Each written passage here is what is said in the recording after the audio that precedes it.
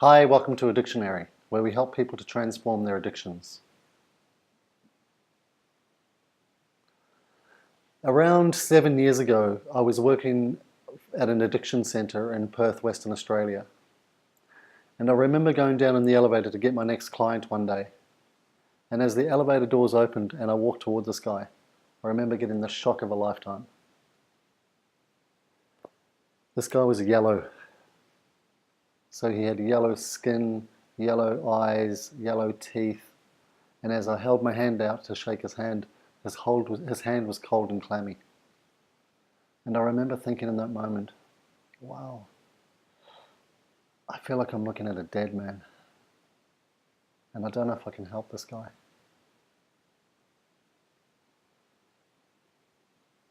In that moment I realized I've got to get people before they get to this state. I've got to be able to reach people even before they come into an addiction centre. I've got to reach people far earlier than when they even know that they have a problem. So welcome to the neuroscience of addiction. So it's a fresh new look at addiction. Let's change the way we see addiction. So let's step out of this shame, punitive judgment model that we have now. And actually focus on the void, the missingness. So there's something missing for people. And we focus on what that void and that missingness is, we'll realize that there's no need for an addiction anymore.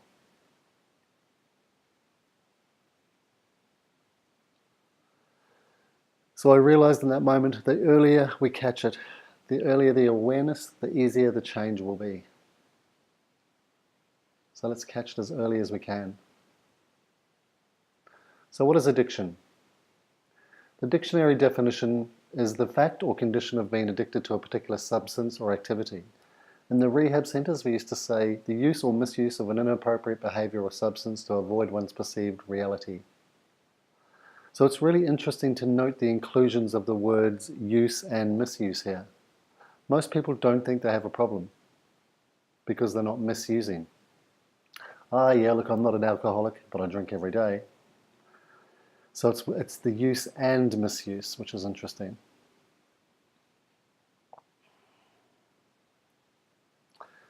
So what are some of the things that we're addicted to nowadays? Most people just think of drugs and alcohol when we think of addiction, yeah? But I'm going to show you that everybody's addicted to something. So addiction caresses everybody in some way. And there's many, many things that we're addicted to nowadays. So there's alcohol, drugs, pharmaceuticals is a huge problem, especially in Western cultures. And the trouble is that they're legal and they're very easy to come by. Cigarettes, sex, porn, food, huge addictions with food and sugar. Guys, they say sugar's as difficult to give up as cocaine. So it has the same effects in the body. Sugar's in everything nowadays. Shopping. Television, phones, computers, so Tinder, Facebook, all these online presences that we have, very, very addictive. Here's an interesting one, spirituality. How can somebody be addicted to spirituality? I live in probably the spiritual mecca of the world, so in Ubud and Bali. And there's a lot of people here who do a spiritual bypass. So they're still trying to be something that they're not. So remember the definition, trying to use a substance or a behavior to avoid our perceived reality. So when you're escaping yourself or trying to escape your life in any way, shape or form, it can become addictive. So exercise. Exercise can be an addiction. Work can be an addiction. And the trouble with things like spirituality, exercise, work is that we class them as good addictions. Oh my God, they're so successful. They have amazing house and business and clothes and, like they're doing so well. And oh my God, we bow down to them. And the truth is, they can be miserable inside. I was like this. I was earning really good money at one stage in my life. I had properties all over Australia. And the more I had, the more I wanted. And it just put so much more pressure on me, and I was miserable inside. I mean, I was afraid of losing it all. I was afraid of losing myself. I had no idea who I was. So there's lots of things that we can be addicted to nowadays. So some drugs may surprise you or may not. So there's so many drugs that we consume on a daily basis, and our food and our drink that we have even no idea about. We have no idea what's in what we're eating nowadays.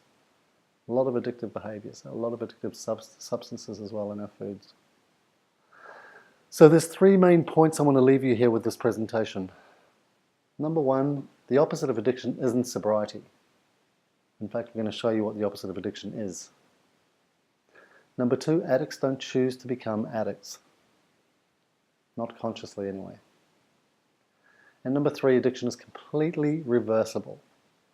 So look, one of the things I want to change in our thinking and our mentality is that, like I'm no longer an addict, I'm no longer a junkie. I've transformed my addictions and they are absolutely transformable. Look, AA do amazing work all around the world. They have done for many, many years, and changed millions and millions of lives and saved millions and millions of lives. But there's a couple of things that stand out for me, and one of them is people standing up for the rest of their life affirming that they're still an addict. I mean, what a dumb affirmation. I understand there's a point in time where they need to do that, to let go of the shame and the guilt and to actually own up to the fact that they have a problem. And that's absolutely powerful and helpful. But to do that for the rest of your life, I am, what comes after I am, is the most powerful affirmation you can say in the world. So I'm no longer a junkie, I'm no longer an addict. I've transformed my addictions, and anybody can as well. And the other thing is, if you stop going to meetings and you stop having a sponsor in your life and then you fall off the wagon, well then you haven't sorted out the addiction. Because if you sort the addiction out, there's no falling off the wagon because you've transformed your addiction. And it's absolutely, totally possible. I'm living proof. So where does addiction stem from? This is a picture of me and my twin sister. I think we're about 18 months old there. And as you can see, I've got a bit of a worried look on my face. I don't know what the cameraman's up to, but obviously my twin sister's enjoying it. So obviously at this stage, I'm a child. I have no idea what's in store for me. I have no idea at this stage that I'm going to become an addict or that I'm going to have problems like that in my life. All I know that at this stage, I was a very, very scared little kid. I had a very angry, violent, controlling father. And I remember just being very, very afraid all the time. But obviously no idea that would stem into anything in my life. So is addiction hereditary? Now, there's a school of thought that says addiction is hereditary, and alcoholism and drug addiction can be absolutely hereditary. But only in the sense that, my father's father was an alcoholic and my father was an alcoholic and I became an alcoholic. So it would be easy to say, yeah, well then it's hereditary, yeah? But what's hereditary? The actual addiction or the behavior? Because my father's father didn't teach my dad how to deal with his problems without alcohol. He didn't teach him how to have a good sense of self, how to be emotionally intelligent. He just taught him how to drink. And then my father did the same. So I don't think it's hereditary any more than than diabetes that runs in a family. So mum's mum, cooks horrible, shitty, fatty foods, and she had diabetes and passed it on to my mum, who passed it on to her daughter, but only in the sense that my mum then passed on those, cooking fatty foods and not eating and looking after your health and not exercising and that behavior. So it's hereditary in that sense, but it's the learned behavior that's hereditary.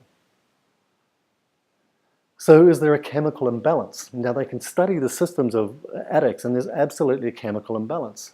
But again, which one came first? Was there a chemical imbalance which created the addiction? Or is there a chemical imbalance because of the addiction, because of the substance that we're using?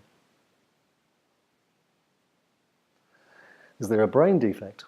Well, again, they can absolutely, determine that there's brain defects in people with addiction. But which one came first? There's many people with brain defects who don't become addicts.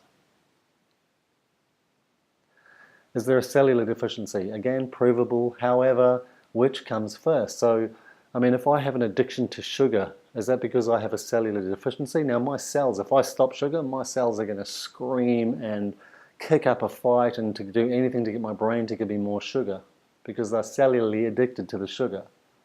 But did I have the cellular deficiency before the sugar or after the sugar? It's after the addiction generally. Okay, this little guy. So this little guy idolized his father. So this kid, ran around, followed his dad everywhere when he was a baby, when he was a little boy. His first words were dad, dad, dad, dad, dad, dad, dad, dad. His second words were dad work, dad work, dad work, because his father was away all the time. So this little kid grew up and idolized his dad as much as he could, and like everything was about his dad, and dad work, dad work, dad work.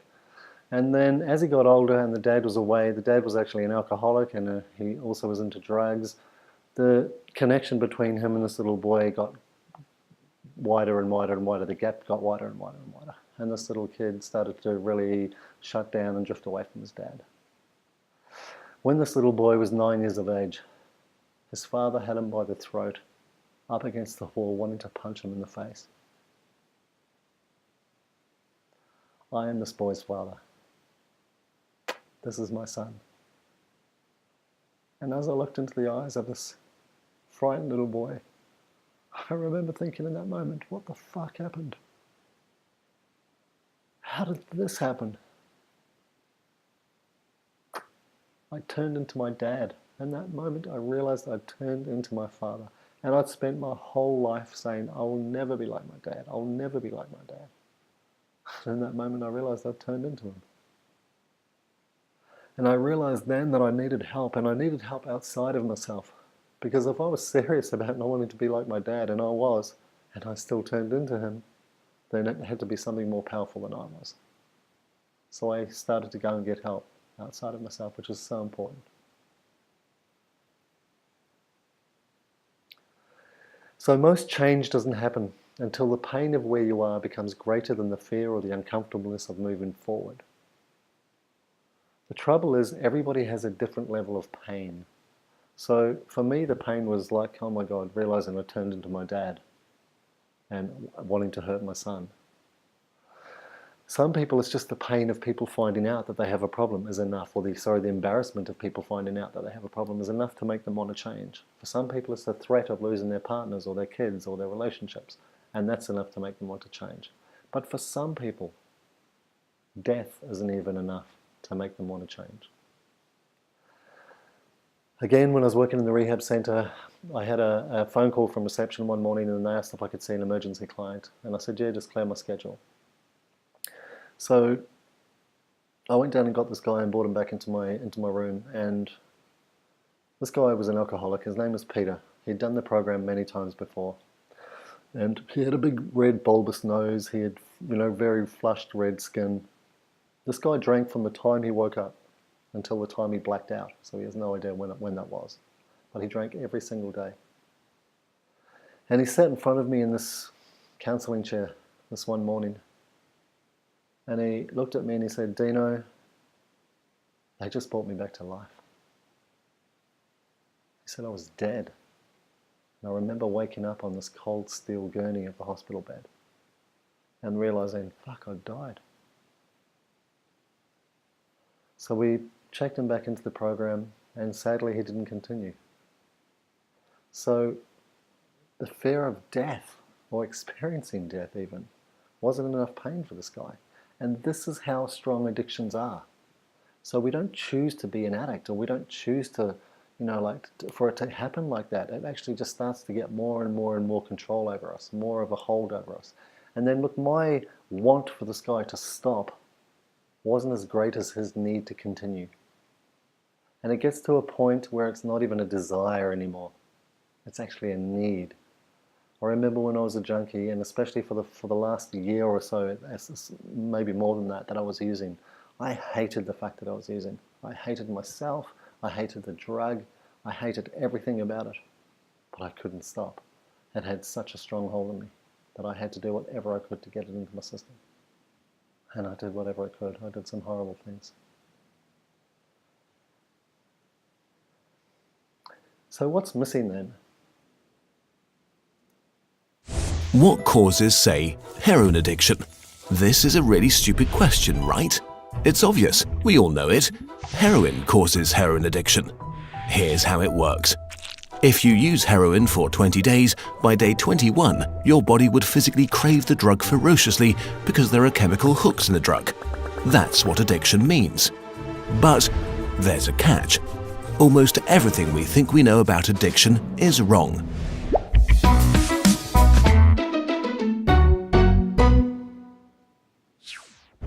If you, for example, break your hip, you'll be taken to a hospital and you'll be given loads of diamorphine for weeks or even months.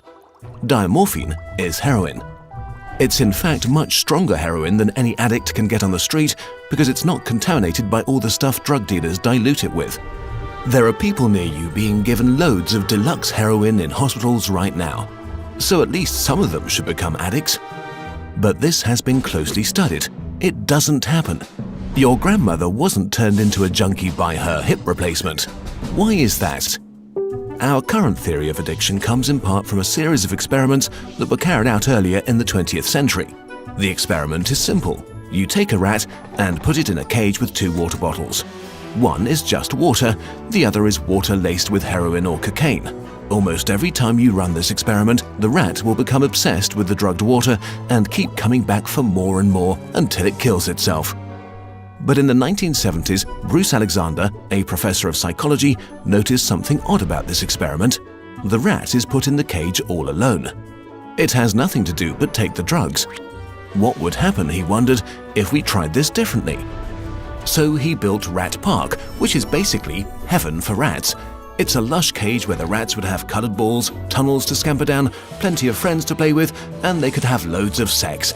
Everything a rat about town could want. And they would have the drugged water and the normal water bottles. But here's the fascinating thing.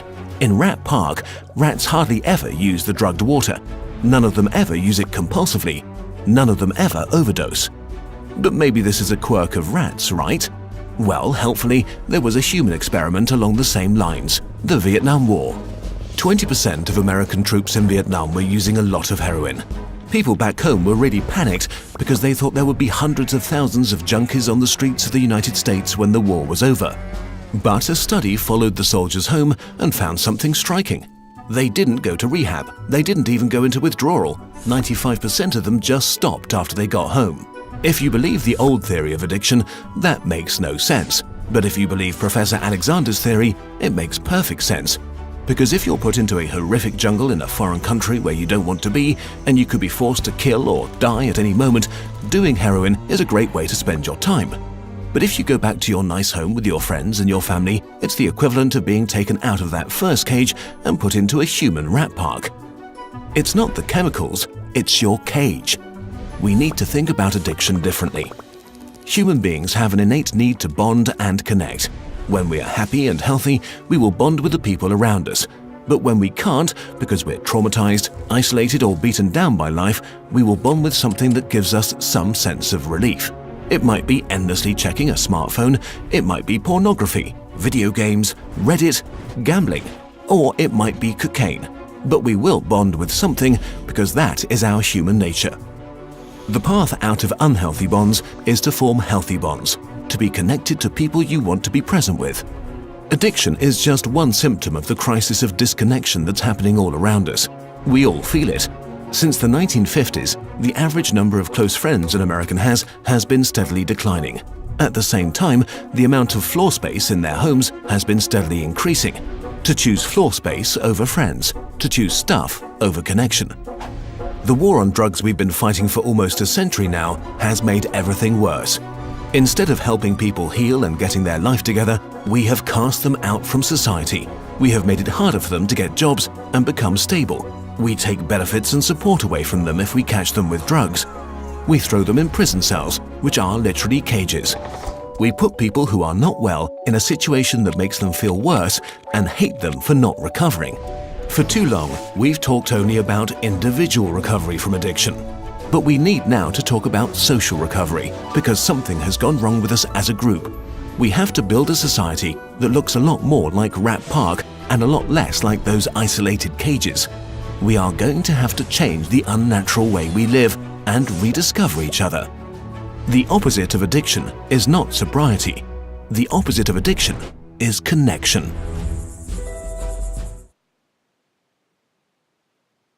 So the opposite of addiction isn't sobriety, it's connection. However, it can't be just any connection. When I was in an intimate relationship. So I had a beautiful relationship with my partner. So I had a connection there. How many people do you know that end up addicts, even though they have amazing connections with their parents? It's a really good parental connection. How many of your friends, think about your circle of friends, how many people do you know in your friends that actually have a problem? Actually, how many of you know that you have a problem, even though you have good friends in your life and good connections with your friends? Think for a moment, how many of you have siblings that have addiction problems, even though they have good connections with their siblings? So it can't be just any connection. So first and foremost, it's a loss of connection with oneself. When you have a connection, a loss of connection with oneself, it inevitably determines a loss of connection with others. So think for a moment in your life when you recognize how, when you've lost yourself, how difficult it is just to want to connect with other people, or to be able to connect with other people. We feel even more isolated and more alone and more rejected. So let's stop treating addicts like a disease, like we push them away and shun them even further. Let's start treating them like people, and like people who have something missing, who have a problem. This disconnection that we experience often happens in our subconscious. Sometimes we're not even aware that it's there, that we have this. And the subconscious is like an iceberg. So what you see on the surface is only a fraction of what's actually going on underneath. The subconscious controls 60 to 70% of how we think, feel, behave, believe. Consciously, we only have 10% control, and then the unconscious is 10 to 20%. So the subconscious is like the galaxies of the universe. So in the daytime, we talk about the stars as if they come out at night, even though they're there the whole time. And like we also, we grossly underestimate the amount of stars that there are in the sky. So it isn't until we go out of town, like out of the city, and we start to realize how many more stars are up there than we think. But it's not actually until we study astrology that we start to realize the vast numbers of stars in the sky. And many of the points of light that we consider to be stars are actually entire galaxies. So this is the same with the subconscious. We have no idea of the complexity of the subconscious because we don't even see it.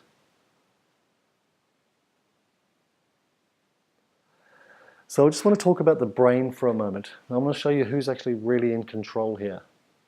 There's 3 different parts to the brain that we're going to look at now. But I want you to understand that we actually have 7 different parts to the brain. As we grow and evolve a new part to the brain, the old part doesn't die off and become dysfunctional like any other cell in the body. When you generate a new cell in the body, the old cell becomes obsolete and dies off, and the new cell takes over and takes over the function of the old cell. With the brain, both parts continue. So both parts are still in use. This creates some problems, and I'll show you why. The 3 parts of the brain we're going to be looking at are the reptilian brain, your brain stem. This is the oldest part of the brain. And your brain stem is all about survival. So it's your fight, flight, or freeze. So it's your survival mechanism. It has no language, it has no feeling. It's all about reaction. So survival, yeah? And then we have the limbic system, which is your mammalian brain. Your mammalian brain is also about survival, but it's emotional survival, so emotional safety. So feed me, love me, clothe me, nurture me, make sure that I'm okay. Now the limbic system, your mammalian brain, can only feel in relation to what the reptilian brain reacts to. So it also has no language outside of itself. It has no language outside of the reptilian brain. So it can only feel in relation to what the brainstem reacts to.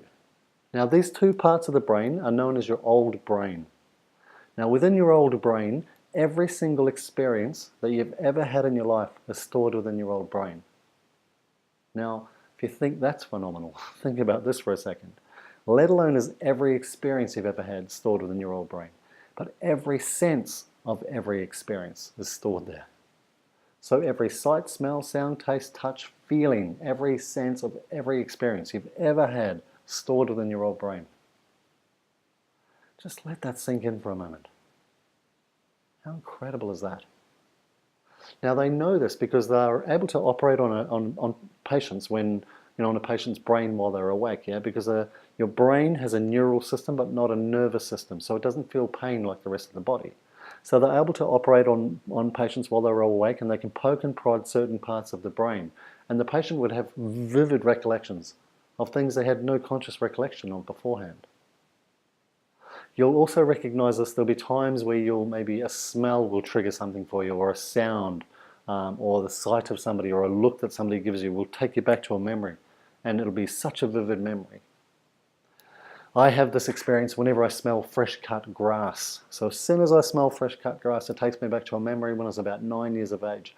I had my own lawn mowing around, and I remember, like the whole picture's there. I remember standing in front of this lawnmower, dust and noise everywhere. I've got earmuffs on, but it's really noisy. There's like an oil-stained fence in front of me. I can feel the sun beating down on me. The whole experience is stored there. Again, think about the millions and millions and millions of experiences that you've had your whole life that get stored within your old brain. And a lot of them are traumas. A lot of these experiences that get stored within your old brain are the traumas that we have, and the buttons that get registered within the nervous system. So that's the old brain. And then we have the cerebral cortex, which is your human logical mind, so your intellect. This part of the brain is 5 times larger than the other parts of the brain. And it's also about safety, but it's about understanding safety. So if I can make sense of this, work this out, understand this, and then soothe the other 2 parts of the brain, we'll all be okay, we'll all be safe.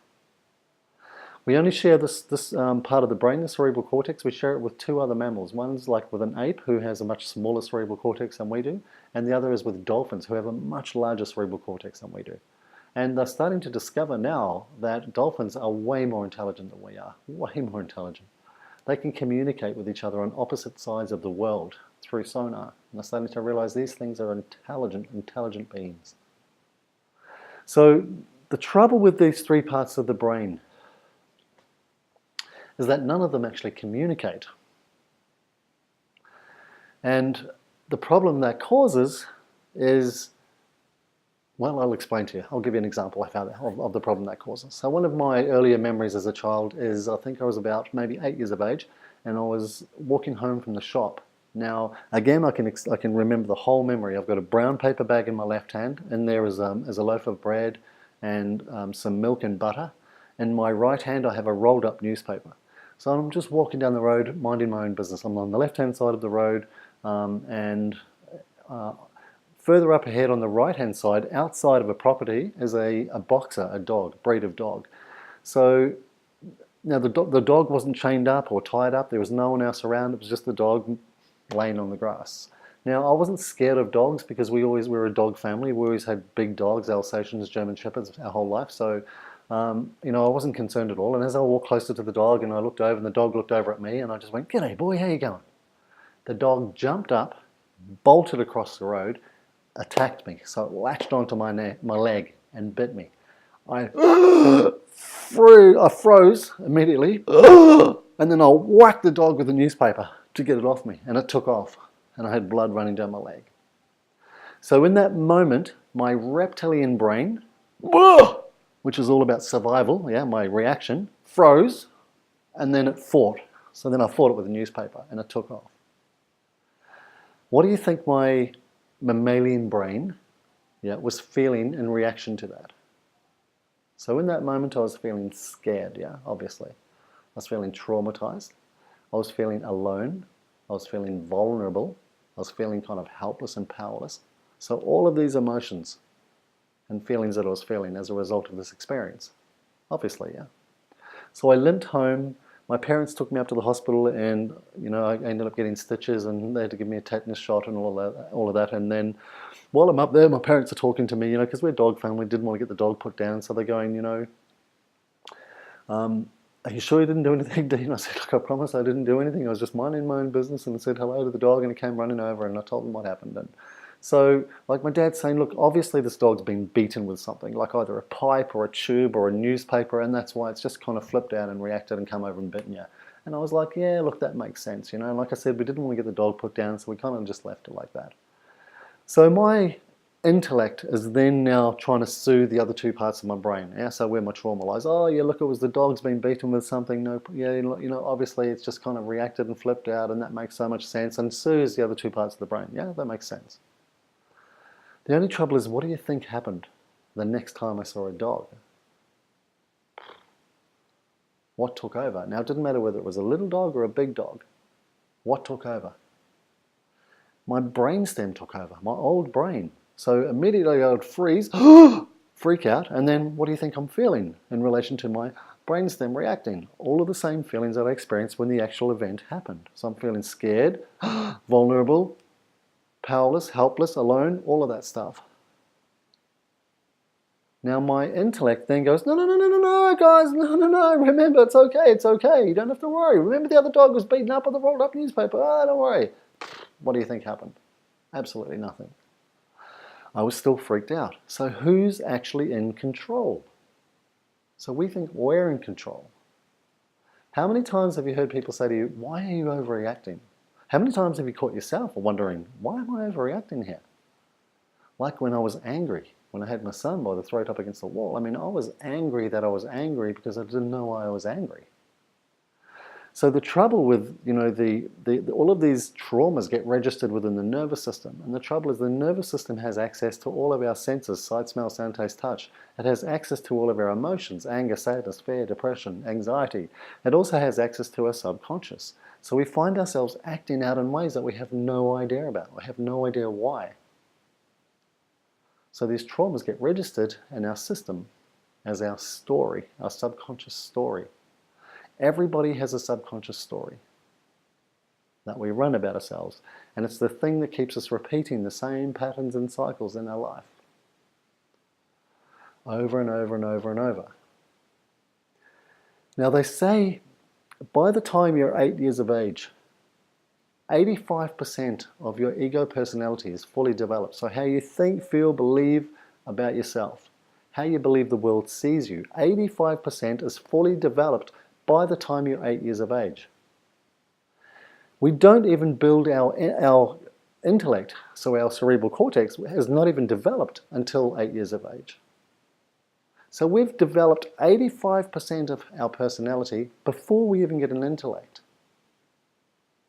And the trouble with our intellect is, as adults, as these adult beings, is our cerebral cortex, our intellect, is continually trying to make sense of, work out, understand, soothe the nervous system where all of our traumas lie. Oh yeah, look, I know they did their best. I know they had their own stuff going on. I know I was loved. I know. And then we go looking for proof, and like in science, and all this understanding, and read books and see movies to try and give foundation and substance to our I know. But a child doesn't have an intellect. A child, if they don't even develop their intellect until after 8 years of age. So between 2 and 7 years of age, a child's in theta brainwave, which means they equate everything to love. A child can't intellectualize anything, even as simple as Dad being away working all the time to provide a better life for me than he had because he loves me. A child goes, where the fuck's my dad? Why doesn't my dad want to be around me? I can feel my mum here all the time, and because we equate everything to love, my dad doesn't love me. So even the fact that I feel so much love for my mum, and it's not always the way, sometimes it's the other way around, but because I feel so much love here, there's automatically by default a missingness, a void that I get to experience with my father. The subconscious picks up on this and starts to look for other situations and circumstances to confirm why Dad doesn't love you. So maybe you're wanting to play after he comes home from work one day, and he's like, I'm too tired. So I'm not worth it. I'm not worth spending time with, yeah? Or maybe you'll be talking one day and he doesn't listen. Oh yeah, I'm not even worth listening to. So we start to run the story about not being worthy, not being, not worth listening to, not being important, not being lovable. Because if my own father doesn't love me, why would anybody else? So this trauma gets registered in the nervous system. And like I said, the nervous system will do everything it can to protect this trauma because it doesn't want to go through that again. So then we start to run the story, and our subconscious starts to run our life according to our story. And remember when I said a couple of slides ago, our subconscious controls 60 to 70% of how we run, of how we operate. Consciously, we've got 10% control. So with our conscious mind, what we do is we go, I'm going to find someone completely different to my dad. I'm going to find someone who's going to love me, they're going to nurture me, they're going to listen to me, they're going to make me feel important, they're going to make me feel safe, heard, valued, all of that. When we first meet them, we go, oh my God, my soulmate. Oh my God, my other half. Oh, you complete me. And we start to even use that language like, oh my God, I can't remember a time that we weren't apart. I feel like we've known each other forever. And we feel full all of a sudden. Life seems brighter. Everything seems amazing. We're so happy. We feel like those missing parts of us have been filled. It feels like everything that wasn't back there. But when the honeymoon period wears off, those cracks that start to appear in the relationship are the very same cracks that we experienced as kids. So we leave that relationship, we go to another one. We leave that one, and we go to another one. Or we just nestle in, settle in for the long haul, and feel like we're never ever going to be happy or have our needs met. But we always have that void, that missingness, that emptiness inside. There's a void there that we all experience. Now, everyone has a void. Everyone has a story. And we try to fill that story in all kinds of ways.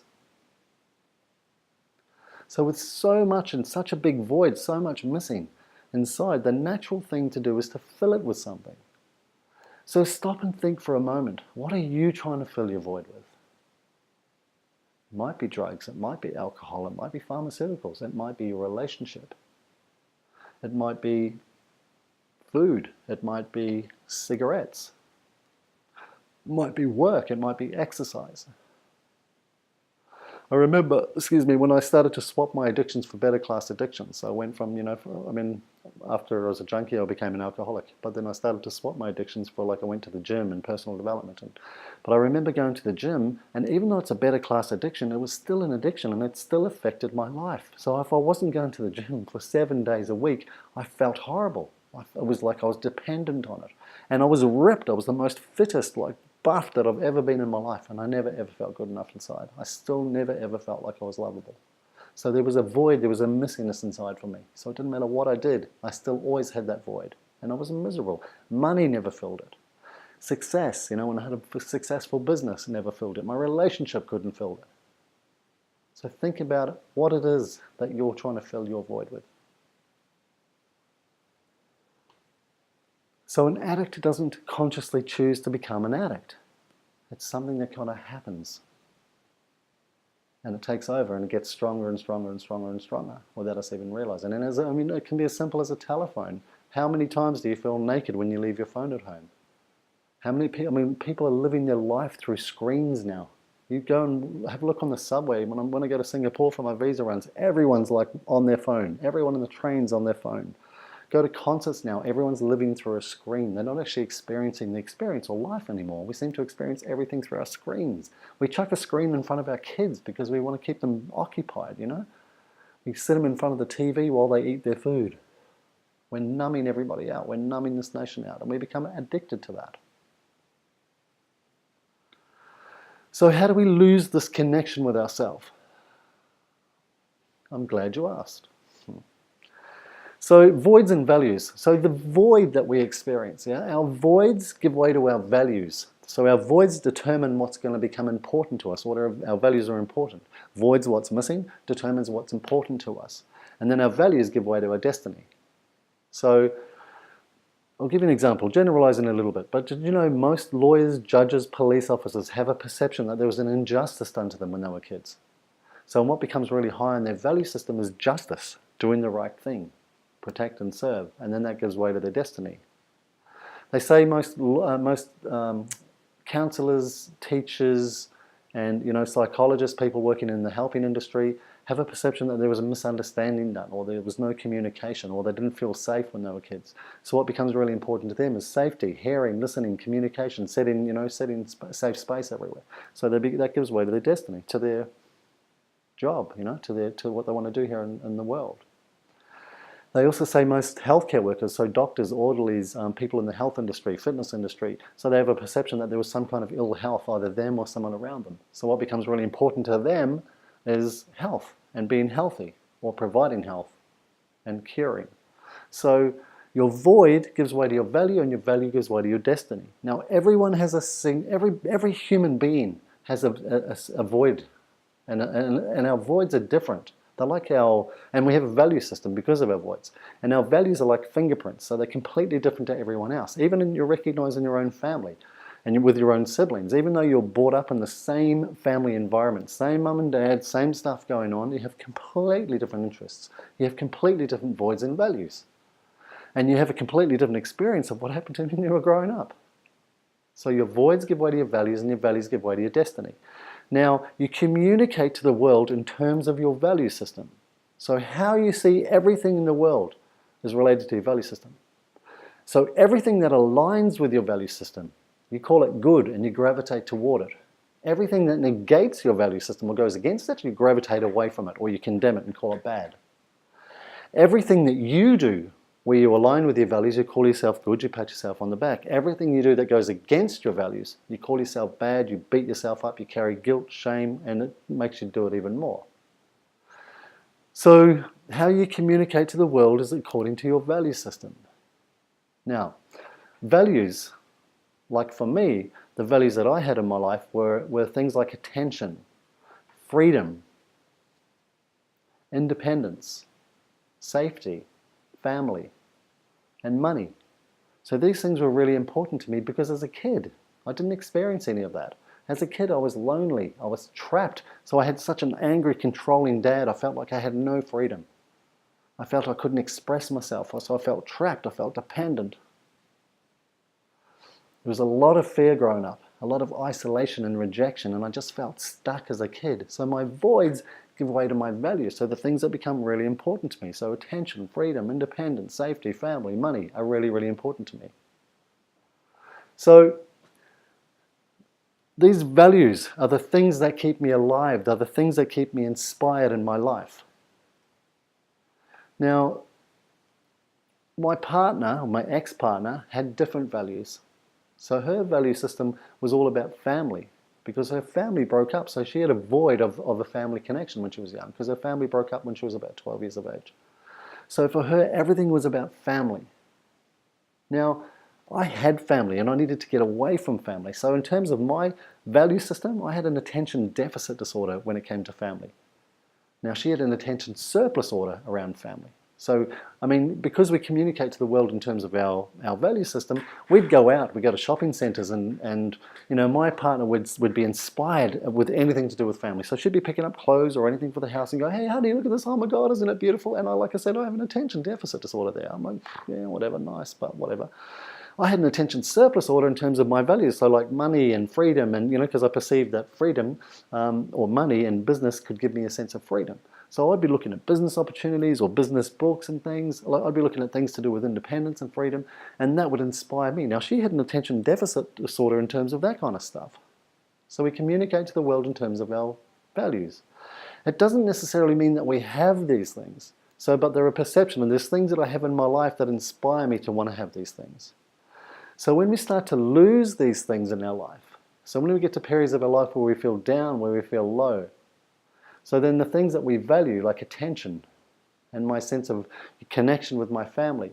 So when I started to use and I started to drink and I started to isolate myself and lose that connection with myself and I started to lose that connection with others, then I started to lose my family connection. I started to lose my sense of freedom, my sense of safety, so my independence, and then I started to lose my money.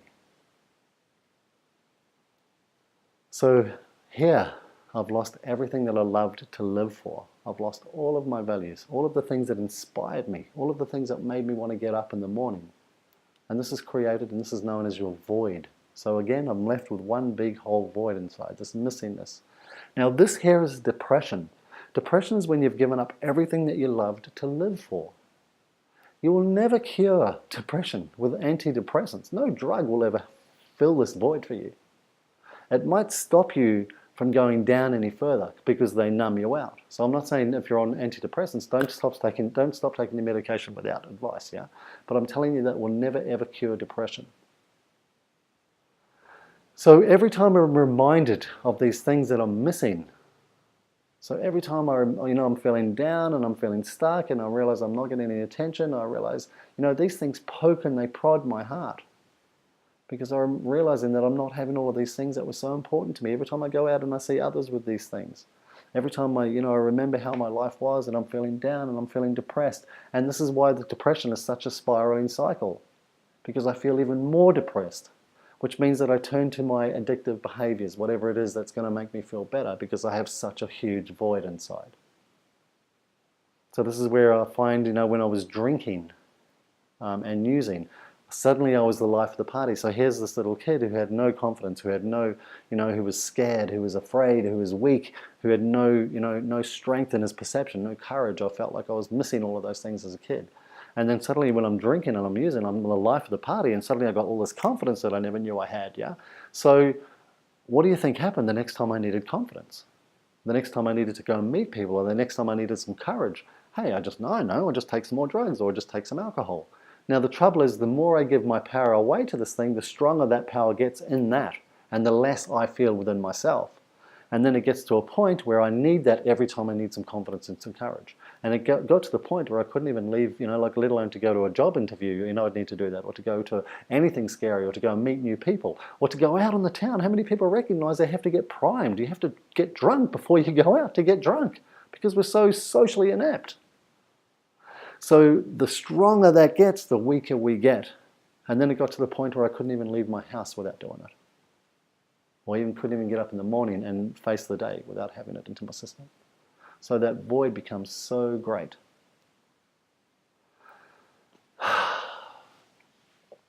There's a process that I've learned to do now called quantum shift. Quantum shift is where we go back to where we develop this story. It's probably one of the most amazing things I get to do with people. Because we go back to where we develop the story and we get rid of it back there, so that everything that we build up on top of the story also gets wiped. So quantum shift goes back and shows you that the void, these things that we're missing, this perception of missingness that we have in our life, that we go spend our whole lives trying to fill, is actually built on a lie. And the way we're designed and the way we experience life actually it's built on a lie. So I'm blessed and I'm astounded that I get to do it, but I'm blessed that I get to make such a difference in people's lives with this amazing, amazing process. And it's made a huge shift in my life, like quantum shift in my life. Now, quantum actually means small or minute, but the shift is profound because we go back to where we develop the story, and we get rid of the story rather than playing into the story, which I did in my counseling days. I was a counselor for a lot of years, and counseling kept the story alive and revamping the story and keeps people stuck in their story. Better to get rid of the story, and then everything you've got going on top of that story also gets wiped. It's based on the premise that everything in life is about balance. So life itself is constantly seeking balance. And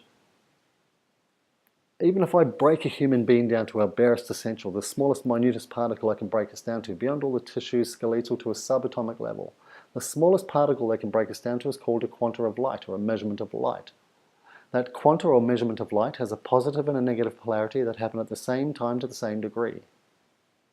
That quanta or measurement of light is actually measured at 10 degrees to the 43rd second, or 300,000 kilometers per second. So it's literally the speed of light. So we're literally made up of light energy. Now they've since discovered that everything in the universe, when they break it down, doesn't matter what it is, the floor, the chair, the tables, timber, concrete, everything when they break it down is exactly the same stuff.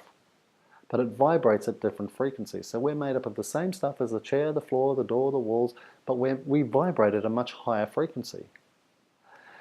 What this means is that everything in the universe, when they break it down, has a positive and a negative polarity that happens simultaneously to the same degree. So you can't have a positive without a negative, or a negative without a positive. They both happen at the same time and to the same amount. The challenge occurs is because physiologically we experience everything through our senses. So sight, smell, sound, taste, touch.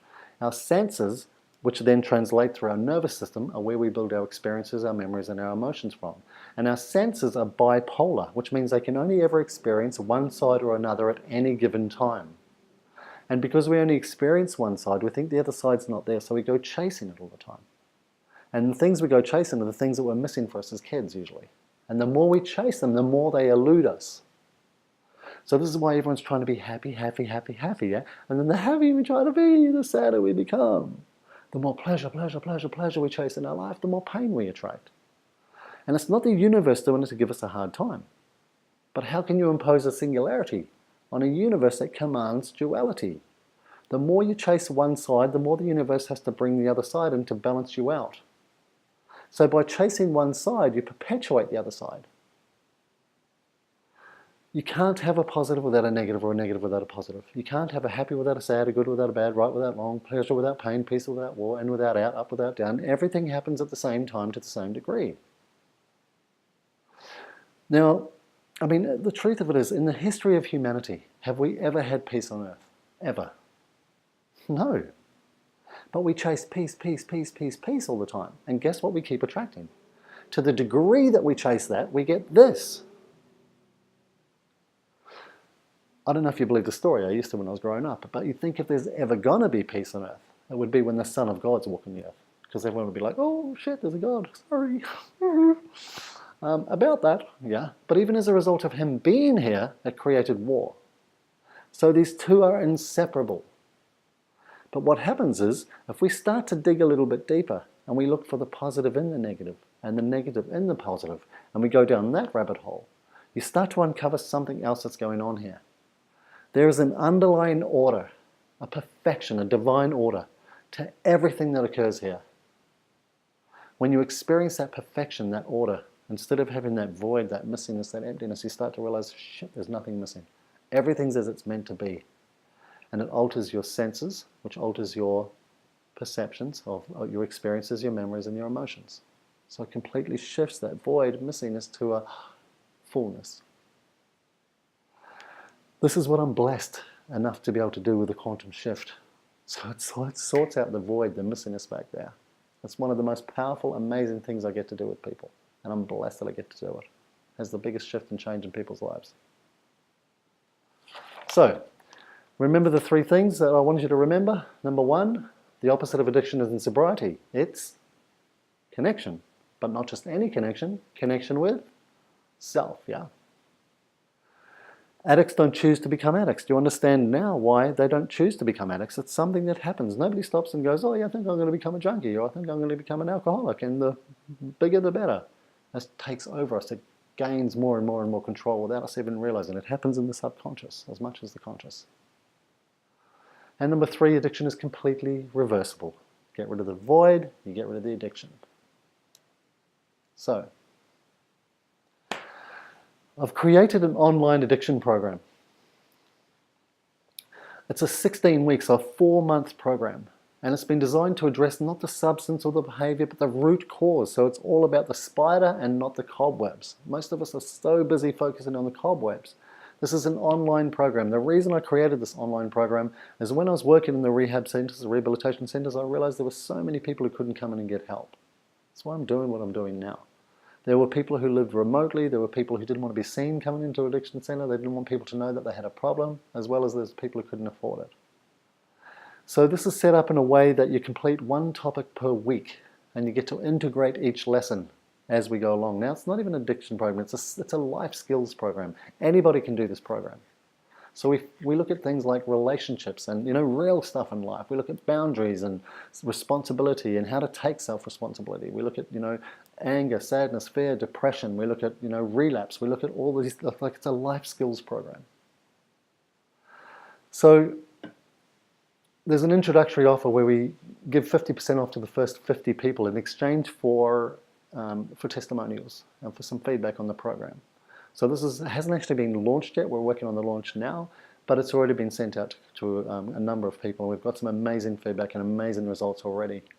So if you're interested in that, please flick us an email afterwards or just go into www.addictionary.com.au and check it out for yourself.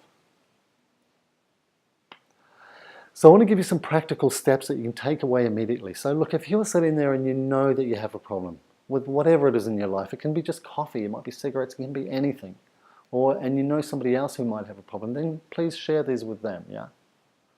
So a few things you can do. Number one is, first of all, you need to admit that you need help. I mean, it sounds crazy, but the truth is, until you can admit that you need help, you don't know that you've got a problem. Identify what your addiction is. So what is it that you're using?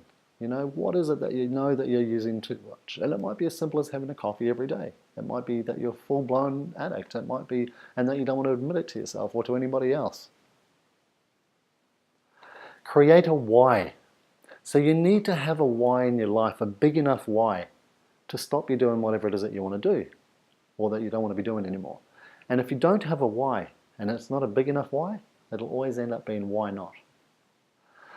When I worked in the rehab centers, I used to say to the guys, I worked in the men's program, I used to say to the guys, look, if your why isn't about you, it's about somebody else, you're in a dangerous position.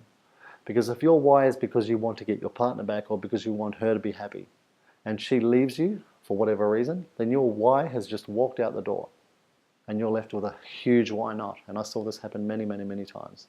So your why has to be about you. It has to be bigger than whatever it is that you're doing. It has to be bigger than you, but it has to be about you. So it's a very, very important thing. And this goes not just with this, guys, anything in your life, you need to have a big why. Apply buffers. So if I have to get from point A to point B and there's nothing in the way, I can just go straight there. So from me to my whatever it is that I'm using or doing, I can just head straight there.